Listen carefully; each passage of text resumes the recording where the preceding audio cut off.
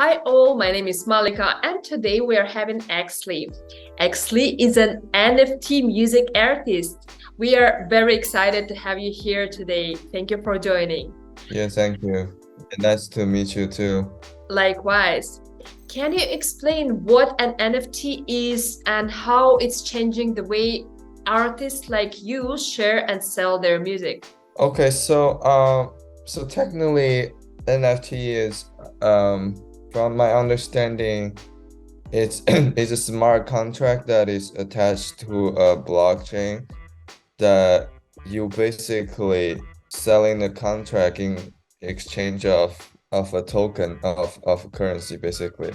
And how does that change? I think like NFT is a new tool that could possibly benefit for music artists, but I don't see there's a really good system right now, like a fully developed system right now. Like people are trying for different things yet, and hopefully there's more tools in blockchain, and in the future it's very interesting to see.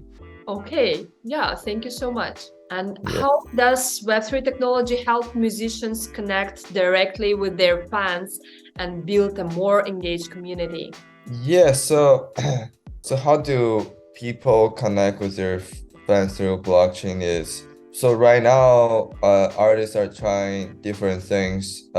For example, there's people trying to do like community building and if so their holder can join the token gated community becomes a member of the community, and there's people do like ticketing solution, which is the token they're holding for the song could possibly become one of their concert ticket, for example. And I think that was the concept of fan engagement through blockchain technology.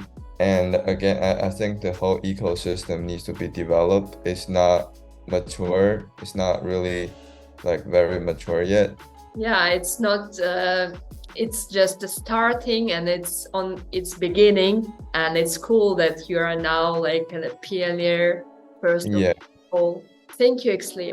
Could you share a bit about your experience in creating music NFTs and how it has impacted your creative process? So, from my personal experience, it's that there's different kind of like the goal or the reason for the music NFTs. From my experience, for example, like my second drop that sold more than 4,000 copies, and which is the experience was pretty interesting because that I remember during that month that I sold more than, even though the gas fee was like $10, was really pretty expensive, but I still sold like $36,000.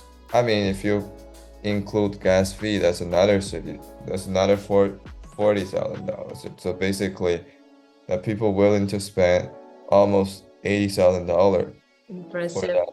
Yeah, for that drop, and equals to like 30 million streams on Spotify, which is that's pretty interesting. And I think like financially that helped me and some other artists. I see it as an alternative way of selling records. Impressive, really. Yeah, congratulations with that. Actually, the question which wasn't sent you before, just like I'm very curious. Is your crypto audience is the same from the Spotify? Well, it's a different because right now I don't have nothing on Spotify. But I did have audience before, and there's some people that that are curious and that wanna own uh piece of the token. Of course, there's like people like already in crypto. It's easier to onboard them. They have a a lot of Ethereum to spend, and I collaborate with different like communities, like PFP community, and they like the song, and they just wanna purchase it. Awesome. Thank you. Yeah. What advantages do NFTs offer over traditional methods of distributing and monetizing music for artists in the digital age? Well, the advantage, I mean, before DSPs, before streaming services, that was basically you were selling physical copies, and the problem of DSPs versus physical copy is DSPs don't pay that much individually. So I see NFT as a alternative, which is you can raise money through that, or you can do like I said, ticketing. And what is the best solution for non-fungible token right now? I think we'll still need to experience more in order to have a system that is like 100% correct, and it's like we need to have like try different way to actually have a system that is most beneficial for both music artists and audience. Thank you. I wanted to ask another question, which has just appeared. Do you think it is possible for the artists to become popular directly selling their NFTs without being popular before, like in a traditional way? Well, it's possible. Like everything is possible. It all depends on how many audience you have, and how do you want to use NFT, like the blockchain technology, right? So like it's very interesting. I think we tried sell like digital art, like, so that's why we have the PFP project, and we tried music. Like there are people selling unique artwork with the same music and with different artworks, and there's people doing same artwork with different music. And I find like technically you could have an audience in the traditional DSPs, or you could have an audience fully NFTs, but it's but I mean, as an artist, your job is to have you want like more people to listen to the music, and utilize those tools to achieve your personal interest. Like instead of stuck in like one thing, it's just like whatever works for you, you should just like go for it. Yeah, got it. Thank you. How can fans benefit from owning music NFTs, and what unique experiences can they expect from being part of your community? Well, so how the fans can benefit from NFTs, it depends on like how are you gonna utilize the blockchain technology in the future. And you could set up a way the community with like membership, or and there's one thing that's very interesting nobody has done before for music. It's a digital. I see collaborations and a lot of big companies started do digital product with blockchain technology. I haven't seen people started doing in music, and that's quite interesting for me. Because like it's collectibles, and if you can attach blockchain into it, it's quite interesting, and ticketing solution too for concert tickets, and that's a part of owning NFT. I think makes more sense of if you can give the holder kind of discount on like for tickets, and we'll see, because it's a very big ecosystem. It's not like music industry is a very big ecosystem. In order for Web3 to grow, it needs every single position to be to be built. It's gonna be a big project and ecosystem that it needs a lot of people involved in order to be really be alternative of the music industry, because it's a big industry. It's like $1 trillion industry, and then how do you build something that makes sense for this existing industry and that can help the fan engagement and everything. Thank you. Yeah, it's very interesting. And how you first become interested in blockchain and in NFT? Well, so I had this concept like way back before NFT became a thing. I was thinking about digital collectibles for music. The NFT was just the thing that when I learned about that, I thought it's a perfect solution for the idea that I had before. And so I started learn the Web3 culture, everything, the blockchain. Yeah, so that's where I started to learn that. And when was it? It was like 2020, around 2020 that time. So, and then of course when 2021 NFT became like really big and popular, yeah, I just started looking into that. Thank you. And what challenges you faced when first delving into the world of NFTs and Web3? Well, the challenges that I had was I don't quite remember, but it was pretty tough in the beginning because like, there's circle of people that doing like music in Web3, and I had no clue like I had no clue of how to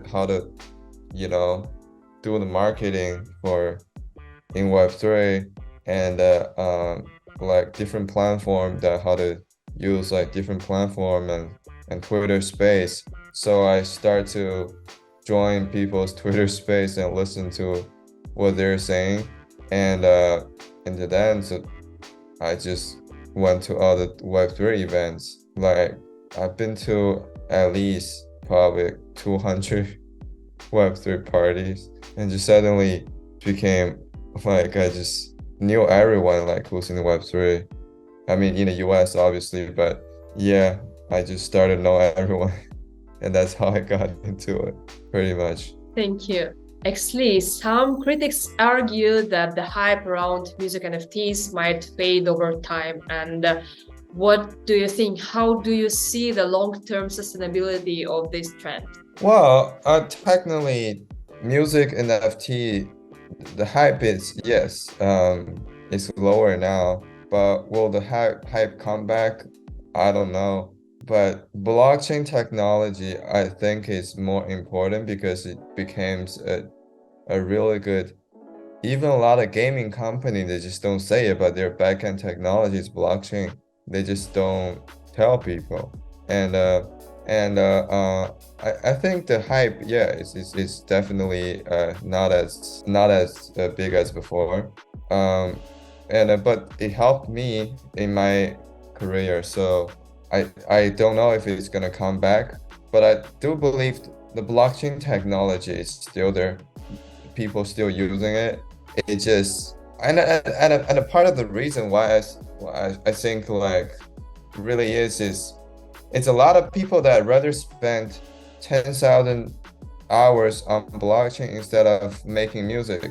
That's the biggest problem of the whole Web3 community, right? It's like if you want to sell music, or you want to commercialize your music, you have to know how to make a song, right? So like you end of the day, you want to sell a commercial product, which is you need to know how to it's like if you're a director of a movie, of a film, that you can't just use your phone and just like do whatever, and without learning it, without learning how a movie works, what's the structure of a movie.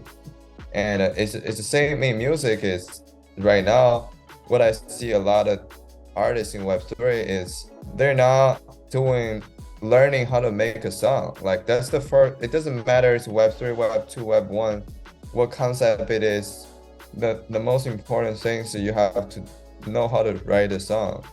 And there's structure for commercialized music, and you have to, it's a knowledge. It's like anything else. You need to learn how to drive a car. You need to learn how to basically do everything, and you have to know how to write a song. That's a basic thing you need to do.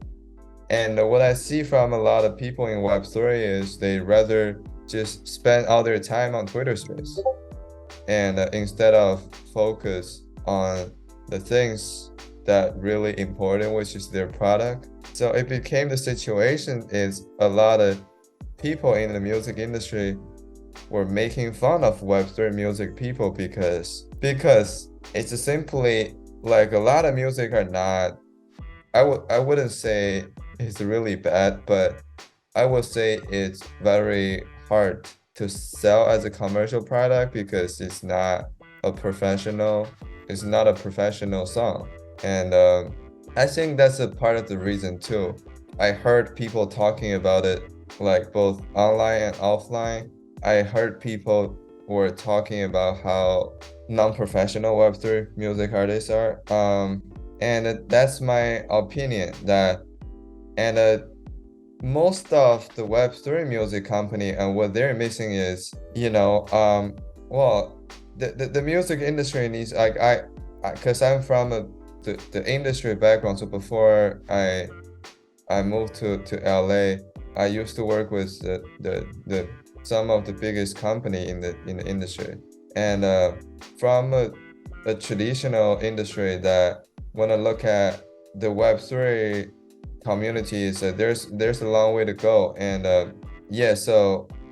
most of the company in Web3 is that they're tech people, right? So they don't understand music. So basically they want to create some ecosystem but they don't understand music. It's like for companies like Spotify or Apple Music or a traditional record label, the ARs in the company is very important. And the people I talk to in those companies, and the A&Rs, they have a music education. They either have a long time of experience in the music industry, or they have a music educational background, and that's how music industry works. Like music industry, you can't just have bunch tech people to run the whole thing. You need music people who understand music. It's like, well, you trying to, because it's more of like culture or entertainment industry, and which is you have to understand that it's very different than if you want to build a social media platform versus like music industry. Is you have to know what the music industry is and how big it is. And another problem of Web3 is that the people in Web3 business, the companies, the artists, they don't understand how big the industry is. Music industry is like $1 trillion industry. There's a whole system right there, and a lot of people just stuck in a bubble and don't want to, see there's a bigger world, and refuse to learn how that world works. So those are the problem I see, that it, like in the Web3 music part of things. And if they don't change the attitude, and they don't change the way they're doing things, and I can understand why the hype is going down. And at the same time, the NFT in general, just like the hype, are going down right now. But I do believe like music and PFP should be separate things. And but still, like if they don't change the attitude and the whole concept, and they refuse to learn, then I understand why it's going down. And I understand why a lot of professional music people don't want to move to Web3 because of these reasons. Totally agree, and thank you so much for this interesting answer. And I also personally think that musicians in general are hard to adapt to new things because they work too hard and spend too much time working and practicing whatever, and they don't have time to be aware of all the latest technologies and stuff. So like especially, I don't know, classical musicians, that they don't adapt like zero. And yeah, it's a big problem. So few real musicians, really few real artists are converted to Web3, unfortunately, from all of them. Yeah, I mean, this is a very new thing for them, and right now it's not really convenience. And because before it was, because most of the artists are on DSPs, which is they own their audience on DSPs. It's very hard for them to transfer their audience on to convince the audience to purchase a new stuff that they never seen before. Yeah, and that's why there are like there is a cliche that in Web3 there are a lot of unprofessional artists. Yeah, at the same time, right now, a lot of musicians, like the real artists, like the real, I don't think they refuse to learn Web3. I think it's just like it's not helping them that much yet, based on the system that we have right now, and they can benefit more from the traditional music. So, and that's part of the reason why. And like I really believe in the idea of decentralization, and the idea of DAO. I think is really interesting. And but most of the Web3, technically so-called Web3 music companies are still operating in a Web2, in a traditional company concept. So technically it's not Web3, it's Web 2.3. So yeah. Yeah, thank you, Exley.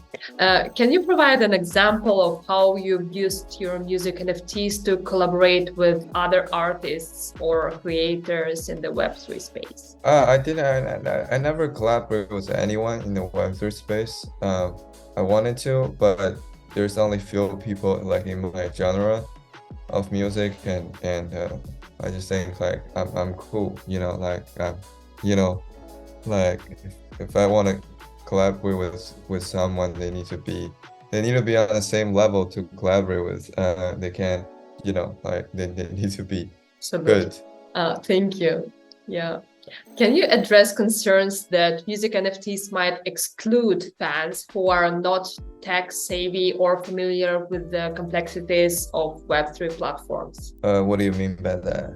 That the NFT might, like music NFTs might exclude the traditional music audience, your traditional fans, because it's too complicated for them. I think like right now we became the era, which is like, if you look at the platforms, if you look at TikTok is I would say it's a good example, because well, TikTok is a platform that owns the audience, and which is, in order for you to get those audience that owns by TikTok, not owns by TikTok, but there's enough audience on the platform that in order for you have to work for the algorithm. And it's same as Spotify, same as TikTok, like every single company, their power is to have the audience on the platform, which is the for the users or the creator to target those audience. And it's very hard to a lot of people think it's easy to transfer a fan base, but it's actually not that easy, because it's those fans or those audience are like, most of the audience nowadays are attached to the platform they're using, and it's very hard for them to move. And but every single artist has their super fans community, and those ones are more interest moving to somewhere else. But at the same time, you need to provide them stuff in order for them to move, and you have to provide value to your audience through whatever technology it is. And that's the basic concept that if you're giving something back and they're willing to invest in their time to get something in return. And yeah, but I do think the majority of the audience right now is from different platforms. I would say that they have the majority of the audience. Thank you. Yeah, I feel how you take care of your audience and fans. My last question is, looking ahead, what excites you the most about the future of music in the Web3 ecosystem?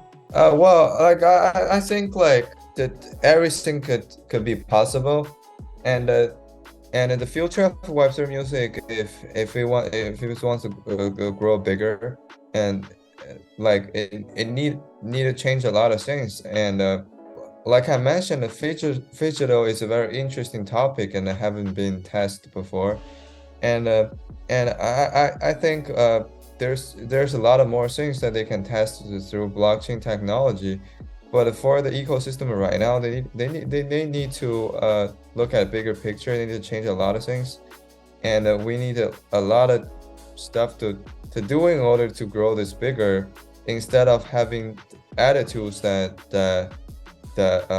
is that is not very how do you call it, that is not very open. Like you have to, a lot of people in the Web3 space needs to open their mind in order to do anything bigger. And I believe that it needs to be more decentralized. They need real music business to get involved. The space needs real music business people get involved. If they keep having that attitude without having professional people to be in a business, it's not gonna grow.